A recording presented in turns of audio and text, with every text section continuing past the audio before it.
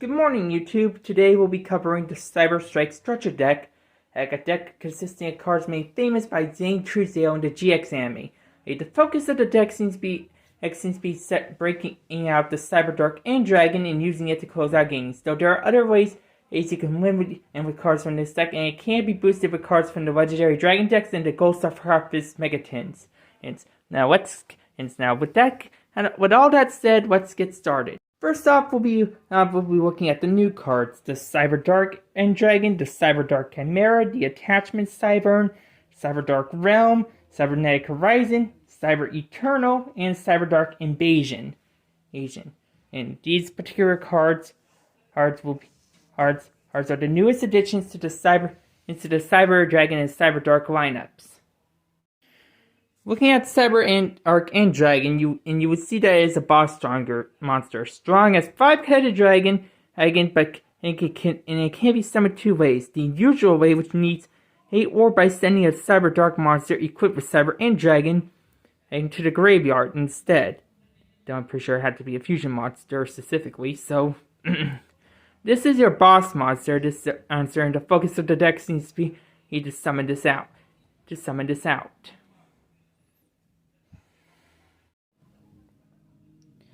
Next up, we have CyDark Chimera. The card's primary purpose is to search Power Bond and what you fusion summon from your graveyard or that turn. But you have to dispel and trap, and you can only use Machine or Dragon Cyber monsters that turn. It also lets you, when it's sent to the graveyard, it lets you effectively Foolish Barrier or Cyber Dark monster that is different from the ones already in your graveyard. It's also level 4. And at least has decent defense and stats. Attachment Cyburn is the last new monster of the deck. It basically is to help buff the original 3 CyDark monsters in the way the legacy support for them do. By first getting random 1600 attack and then an additional 800 on top of it. Nothing really special there. CyDark Realm is a continuous spell that first lets you search and then summon a CyDark monster that is different from ones you already control, and also lets you equip monsters to them from your opponent's graveyard instead. Overall, it seems pretty decent for CyDarks. Cybernetic Horizon is a card named after the Cybernetic Horizon booster set, which is not unprecedented for this type of deck. It lets you dump two cards with different attributes that are cyber monsters, Dragon and Machines. Lets you search a third one, and it lets you dump up another card from your extra deck, basically helping you set up for CyDark and Dragon. Cyber Eternal is the last new spell of the deck. It basically lets you either return a Cyber Fusion monster from your graveyard to the extra deck, or special summon it, ignoring the summoning conditions. Though I'm not exactly sure how the rulings interact with this. It also seems to grant some protection and is a quick play, so you can sprint this on your opponent. To bring out something useful that could hinder their plays. Probably a bit niche. CyDark Invasion is the only trap and the last new card of the batch. That lets you do one of two things. You either take a monster and equip it to a CyDark monster that turns the spell to a monster into Access Despair, or you just send it to the graveyard to pop a card. It's again mainly more useful for CyDarks and CyDra, so use only if you're planning on focusing on it. But the new cards cover. Let's move on to the rest of the set. Starting with the Hollow or reprints, we got Cyber and Dragon, Cyber Dragon Hers, Fusion Deployment, and Infinite Impermanence, also known as the reason this deck is hard to come across, and will likely be more so as time goes on. Cyber and Dragon is the original boss monster. The archetype needs 3 Cyber Dragons and gains piercing damage and has 4k attacks. So yeah, it can match Obelisks. Of course, if you use its signature fusion spell on it, it can then become strong enough to win you the game if it attacks thoroughly, which is a pretty big if, to be frank. Cyber Dragon Hers is one of two core Cyber Dragon monsters released in Cybernetic Revolution. With a bunch of related support, it's more useful in pure Cyber rather than CyberDark. However, it's due to Exceed shenanigans, but it could probably still be decent. It also is one of several cards that take on the Proto Cyber Dragon class of becoming Cyber Dragon, which means you don't need 3 of the exact same monster per se to summon Cyber and Dragon. And it also means you can summon out Cyber Dragons with machine duplication, which is a pretty potent combo. Fusion Deployment is a spell card that lets you reveal a fusion monster in your extra deck to special summon a material that is specifically listed on it. For all purposes, it's mainly going to be a Cyber Dragon. It's less useful in more modern decks because of their more generic materials, but it could see some. But it still probably could have some applications in Evoke due to them actually having Ouster the Evoker listed most of the time. Right. Other than that, it seems to be a pretty decent card for decks that rely upon a monster that has a specific material. Of the Hollow reprints, last but definitely not least, is the infamous Hand Trap Infinite Impermanence. Featuring Cyber Dragon Infinity on the art, it serves to be a side grade of effect bearer that sidesets certain removals, such as, say, Called by the Grave, and if used as a normal trap, also lets you remove a card in the spell, or that is a spell or trap in this card's column. Pretty powerful, pretty expensive. If you're interested in buying the deck, grab them all you can. That covers the Hollow reprints. We'll start with the more common reprints, starting with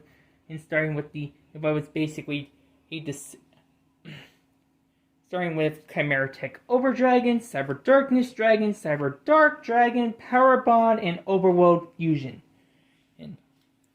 The purpose of Chimera Tech Overdragons in an Overworld Fusion is basically to convert your graveyard into a big beefy fusion monster that can with high attack and an equal amount of attacks. Like Cyber End Dragon that can help you win the game. Cyber Dark Dragon is the original version of the Cyber Dark Ace, which of course is just as lousy as the sum of its parts. Cyber Darkness Dragon is a retrain. Both of these have the same gimmick of equipping dragons to themselves to gain attacks, though Cyber Darkness Dragon has a bit more modern touches as more recent boss monsters should, as well as twice the base attack, so you can actually, get a 6k beater if you use Cyber End Dragon with this. Yes. Overall, both cards would probably be decent now. Power Bond is the archetype. I say that despite the lack of Cyber Dragon in the strings in its name. Fusion spell. It's basically is a double-edged sword, allowing you to overclock your fusion monster summon with this but in exchange you take damage equal to the original attack at the end phase. It could win you the game if played well, and it could lose you the game if not. Needless to say, this is kind of a plot point regarding Zane and Cyrus' character arc. That being said, there are other reprints to go around. Of the reprints, we have to mention the original Cyber Dragon itself, a card that has a role in the history of the metagame, aim and power creep, as it basically allows you a free special summon going second, which can be used to leverage into OTKs later, board breaking, and later link material for summoning from the extra deck. And it's right after we also made it seem like a decent tech option in Chaos decks. Then we got the number Cyber Dragons, Sly, Dry, and Beer. Sly is probably the least useful of the bunch, forcing to reveal a spell card to gain the Cyber Dragon name while aiming the field, and only having it unconditionally in the graveyard. Dry is marginally more useful, but more for Exceed shenanigans, which will ends involving Cyber Dragon, Nova, and later Infinity, due to its bubble modulation effect. Beer, released in the same set as hers, is probably hers basically what you summon this card, if you normal special summon Cyber Dragon and Sworn Deter, basically being an extender. Nature is one of the more recent of the level 1 and Cyber Dragon bodies, released in dual power and and lets you discard one monster to summon and discard from your hand, and then target a machine monster with 2100 attack and defense in your graveyard to summon it. But you cannot special summon monsters in this turn that aren't machines. It doesn't have the same. It has the same effect as hers. So yeah, you can use this to get out more Cyber Dragons, and on top of that with Machine Dupe. Speaking of which, Cyber Dragon Core is the original monster with this effect that allows you to add a Cyber spell trap to your dragon in your head. In contrast, if it Core or Natural, what you add monsters. Also, if your opponent only controls a monster, you can banish this from the grave to special summon a Cyber Dragon monster from your deck, which makes it a decent extender going second. And overall, these are pretty decent cards, though I say Sway is niche at best, and as they're probably more better in Exceeds focus variants though. Other Cyber cards that aren't Cyber Dragons or Cyber Darks include Cyber Pharaohs, Cyber Bowie, and Cyber Phoenix.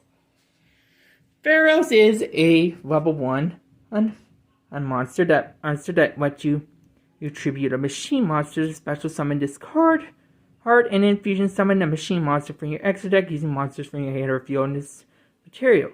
And then you can banish it when a fusion monster is destroyed to add a power bond to this effect. Chimera is obviously better as a power bond searcher, and to be honest, this seems rather mediocre. Bowie is a level 0, level 1 machine monster. monster that has several effects. X naturally has seen meta play for reasons I'm not really immersed to explaining right now. To be honest, I'm kind of mediocre at orating these kind of videos anyway. One of these effects allows you to draw cards or banish cards, which is overall useful. Cyber Phoenix, on the other hand, is nominally related to the archetype due to anime reasons. I think Zane used it at one point during his more, shall we say, a post-Pro-Week depression phase. It's basically negate spells and traps that target a machine while you control while it's in attack position. Not exactly worth it, to be honest. This batch of cards are the Cyber Darks. It's the other half of the core strategy of the structure deck.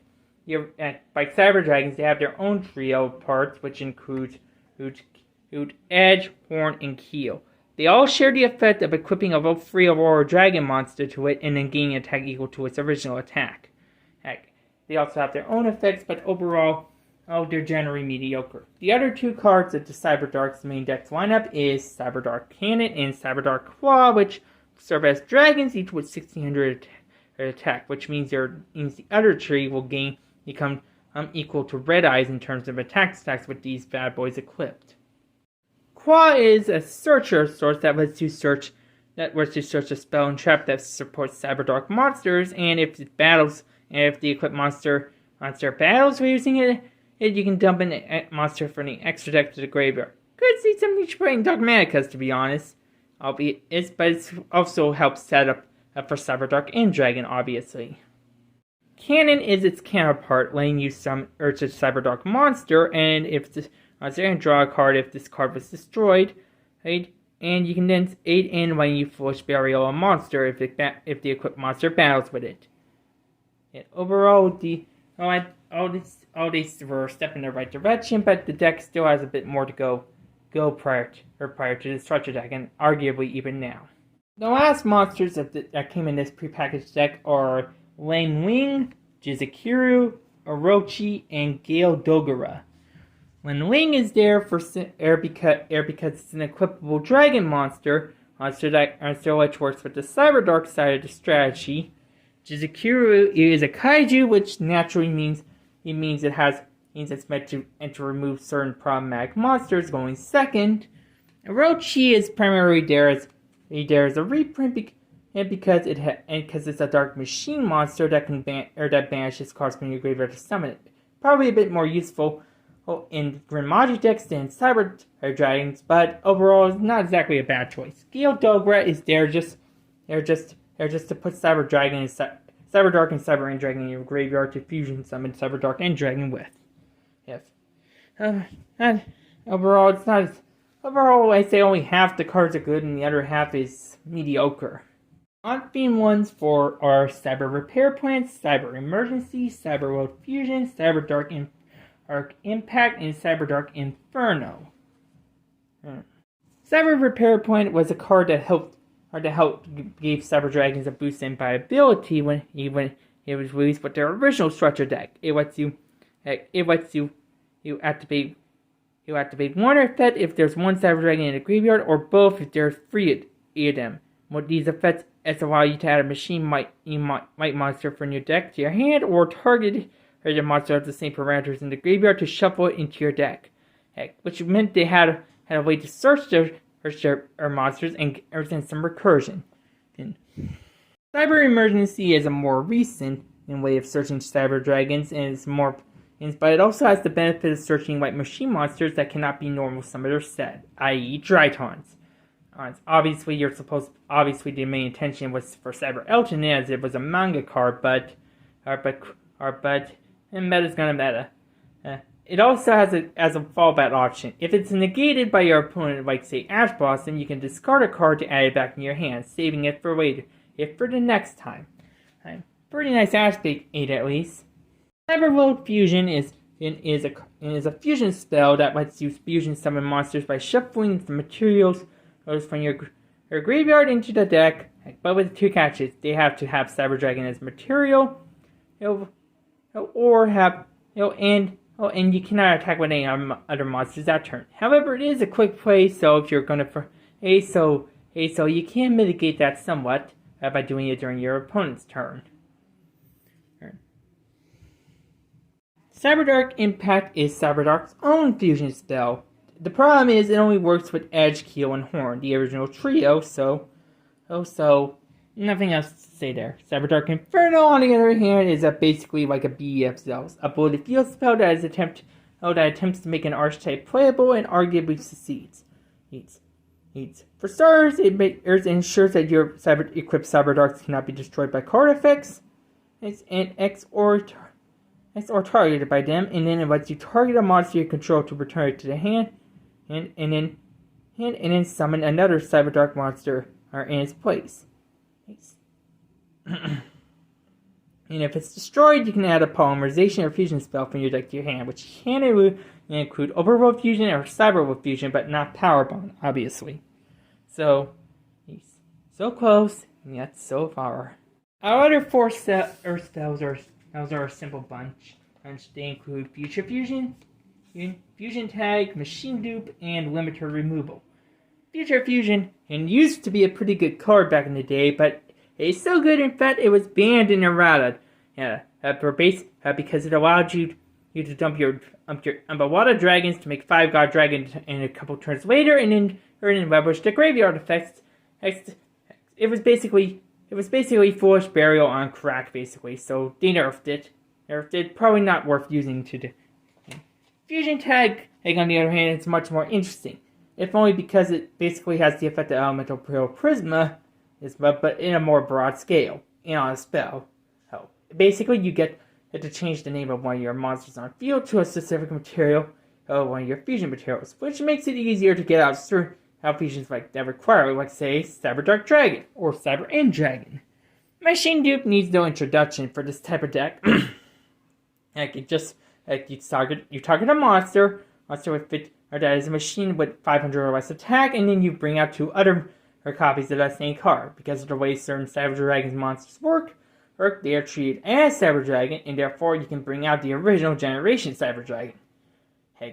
And obviously it's something of a staple because of its swarm potential that can be leveraged into Xyz or Link plays, or for getting out Cyber End Dragon. Limiter Removal is also a relevant pick here because much of the point in this deck is overclocking your mechanical ribbons to attack with big numbers. Big number go up, basically. Of course, naturally, as a reference to overclocking, like Power Bond, it has its own drawbacks. This time destroying your monsters at the end phase, but at least you don't. Whereas Power Bond, you still take the damage. Limiter Removal, you just take you just are left wide open. Last thing to note are the traps, starting with the theme one, Cybernetic Overflow and Cybernetic Revolution. Cybernetic Revolution lets you tribute a Cyber Dragon's special summon of Elven Fusion monster from your monster, but it can't attack directly and is destroyed during the end phase. And it also has a hard once per turn. Overflow was meant to replace a better card from the OCG version of the deck. It allows you to banish Cyber Dragons with different levels from your hand, field, or graveyard to pop cards equal to the amount of banished cards. And if it was destroyed by a card effect, you can add a Cyber Spell check from your deck to your hand. And both effects have a hard once per turn that isn't shared, so you can use both effects. The last three cards are Powerball, which is just a throwback to the time Zane threw his deck to avoid Powerball's drawback, called the Haunted, which is a Force Monster Reborn, and a weird choice, Paleozoic Candida. The other two probably don't need to be explained that much, but Candida is part of an archetype of traps that become monsters when monsters that summon themselves if another trap is activated. Its effect is basically Book of Moon on top of that. So I guess the intention was to bring Cyber End Dragon out and use Cantina to bring a monster to defense position so that I can use its piercing damage. And overall, it's not exactly a bad play. And that should be it for the overview. In the next video, we'll be constructing a deck using 3 of them and some cards I happen to have on the side. I thank you for watching, and goodbye.